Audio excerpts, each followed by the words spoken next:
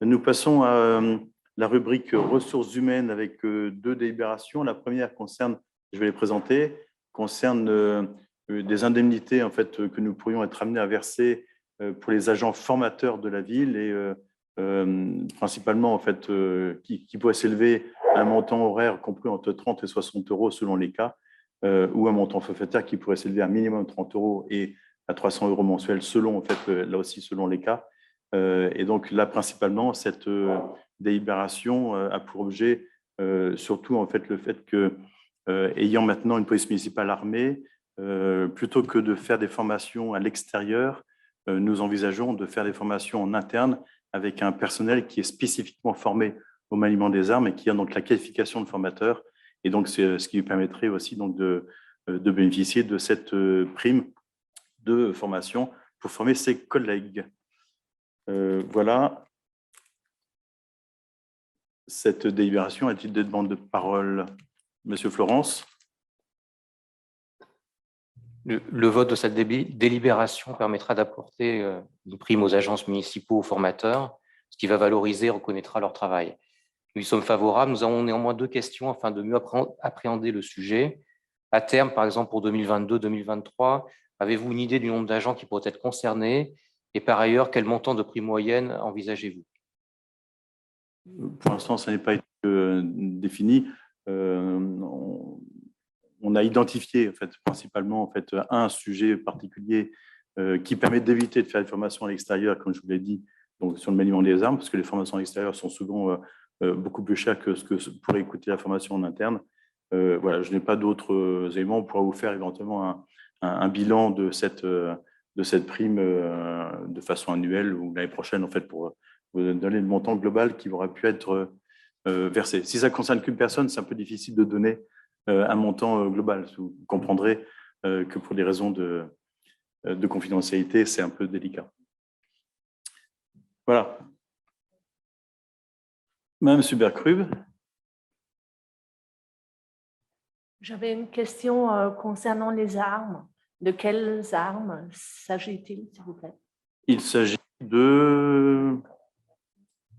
Alors, dans les armes, il y a plusieurs types d'armes. Il y a des armes de type bâton, en fait, bâton défense, et puis il y a des armes à feu de type... Et c'est des quoi? C'est des pistolets de 9 mm 9 mm automatique, enfin automatique, je ne sais pas, j'y connais rien en armes, mais donc j'ai fait mon service militaire, mais ça fait longtemps, donc il faudrait que je m'y remette.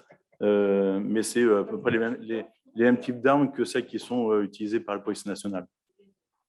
Et puis on a aussi les gazeuses qui sont considérées comme des armes, donc qui ont le même degré de protection.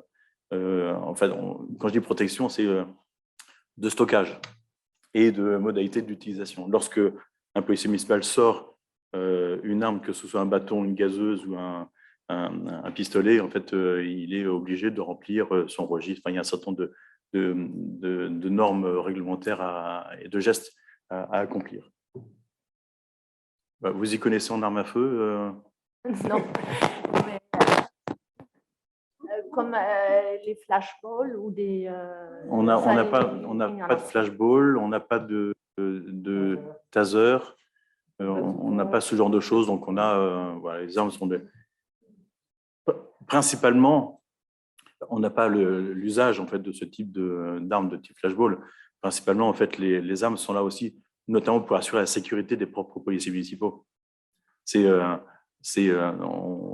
une forme un peu de dissuasion, mais surtout, en fait, s'il y a une action vis-à-vis d'un policier municipal, il faut que lui-même ou les autres puissent se défendre. Donc, c'est pas du tout, en fait, quelque chose qui est à visée agressive, en fait, en quelque sorte. C'est à visée plutôt défensive pour le personnel. C'est aussi pour ça que lorsqu'une brigade est constituée, il est important que l'ensemble des policiers municipaux de cette brigade soient armés et pas 1 sur 3, parce que si c'est celui qui est armé qui est agressé, les autres ne peuvent pas le défendre avec les mêmes conditions. Donc, ça veut dire que chaque agent aura donc des armes, sera armé. Chaque agent policier, oui. D'accord. Chaque policier municipal, voilà. Il y en a qui le sont déjà, en fait. Il y en a certains pour lesquels il y a encore l'agrément préfectoral à obtenir. Mais beaucoup en fait, qui étaient dans d'autres collectivités étaient déjà armés. Ils sont arrivés à Viroflay avec les formations nécessaires. Donc, il faut renouveler de façon très régulière pour ne pas perdre la main, dirais-je, en fait, parce que c'est important de pouvoir le faire. Voilà, nous procédons au vote de cette délibération.